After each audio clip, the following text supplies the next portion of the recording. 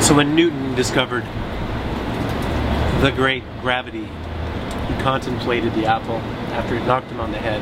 And when I started StrawberryFrog, I somewhat did the same thing where I wasn't sure that advertising really could do what it used to do. I thought that advertising, you know, who wakes up in the morning and says, I want advertising to interrupt my life? And so I thought, actually, if advertising could inspire me to get on board an idea that was relevant to my life, and that it would be something that I could share with my family and my children and my mother and my friends and my Facebook friends and my social community, that might be a better way to build a brand. So instead of talking about this great company of ours, you could talk about an idea that's relevant to a great group of people out there. So the idea of movement marketing came up in my mind when I was thinking about that. So you could say I had my Newton Apple moment, and that gave me my sort of my movement thinking. But once you actually have a movement strategy, you can do anything in a fragmenting media environment. You know, if you have that idea on the rise, that movement idea, you can rally people around that idea.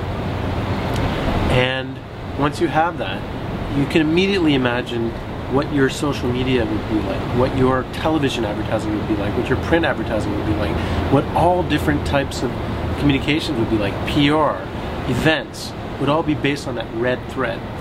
So through that prism of a movement idea, you can build a brand idea and you can steward that over time. So it is a really smart way of building a brand in today's world. So an example of a great movement was when I was working with Mahindra, which is a very large Indian company.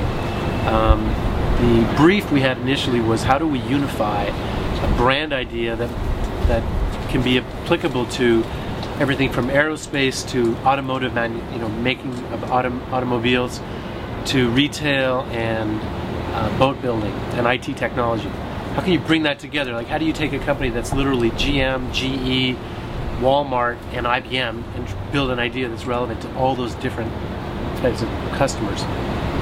And instead of focusing on the company, we focused instead on an idea that was relevant to all the different types of customers that buy their products or be interested in the products that Mahindra manufactures.